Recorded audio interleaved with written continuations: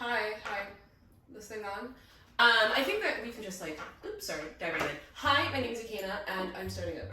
I'm starting over in life, and I'm starting over in a new apartment, and you're just here to see the process of it all, so welcome. I hope that each week I get to share with whoever's watching a home interior lesson paired with a personal life lesson.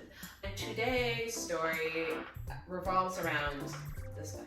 This bed and my bedroom in general. When I was first moving into this apartment, or I knew I was going to move into this apartment, I knew I had about $5,000. Like, that was going towards first month's rent, security deposit, and just essential furnishings, whatever.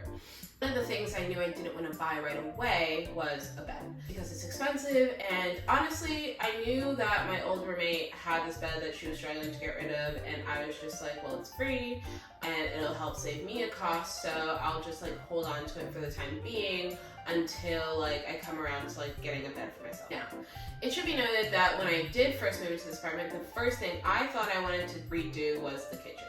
Mainly because I have issues cooking for myself. Eating in general is kind of difficult for me.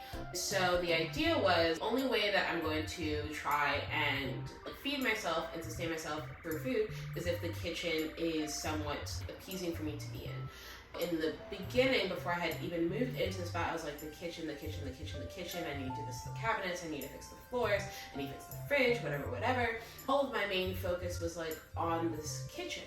And after the kitchen, I was like, oh, and I need to do the bathroom and the guest room and the living room. And quite literally, I was focused on every room that other people would see and not the room that I would be realistically be spending the most time in, and that's more essential to my own well-being. The bed is where you go to rest and reset and recharge, and so I found myself focusing more on kitchen where I'm going to eat, the guest room where other people would stay, or the bathroom where I shower, the living room where my friends would hang out, and being I can worry about the bedroom later. The bedroom is fine, you have the desk that you took from your own apartment, you have this bed that you got for free, there's no reason to concern yourself with the bedroom. After about 3 nights in here, I found that I hate this chair. The floors are kind of slanted in a way, so the rolling chair kind of rolls. And I despise this bed and mattress. It is far too soft for me and offers no support. And the closet, it's a big closet, but also it's just not set up in a way that makes sense. So all of my clothes are just kind of in disarray around my apartment. And I remember at some point I was going to bed in my uncomfortable ass bed being damn, I spent so much energy planning and thinking about all the other spaces in the room that are second places, and I have not given any thought to my bedroom, and my bedroom needs the most amount of attention, because if I'm not comfortable in my bedroom, I'm not really going to be comfortable anywhere. And I think that reflects to life, where it's just if I'm not comfortable in myself and I'm not well rested, or if I'm not feeling good, how can I show up in other spaces? And that's not even a brand new groundbreaking lesson. It's just funny that I thought that I would find comfort in doing all the other spaces and just not giving much attention to the bedroom, and that'll just come together eventually without even trying to focus in on it. For starters, I had to get a new bed. I actually ordered one about 20 minutes ago because I was waking up just feeling awful. So I made the decision, and I was I'm gonna buy a new bed, and I bought a new bed, and it was not in the budget, and I unfortunately had to put it on a credit card, but it's for me, and it's an investment into me, and it just was something that made sense for me to do, regardless of if I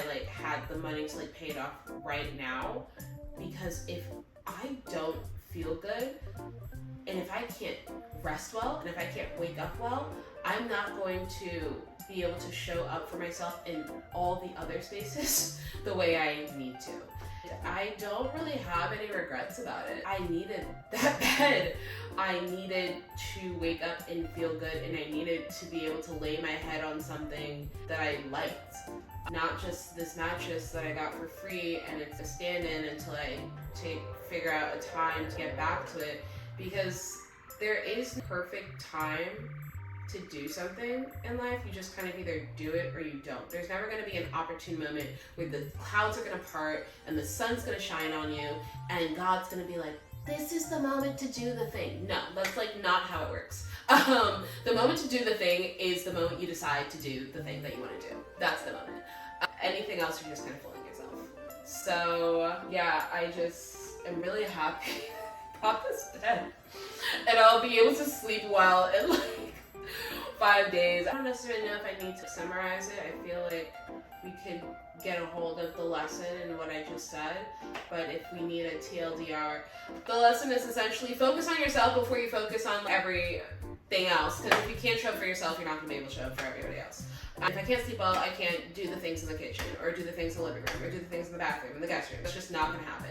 Focus on yourself first and the necessities for yourself first. Not like the frivolous things, but the things that you actually need. And make sure those are fulfilled before you try and do anything else. That was my lesson for this week. So I hope you enjoyed that little story time. I hope that you're able to receive something from that. And I will be sure to see you next week, ideally with a new bed that I'd love to share. And yeah, au revoir. Ciao. Bye. Pause. Drink some water if you have it.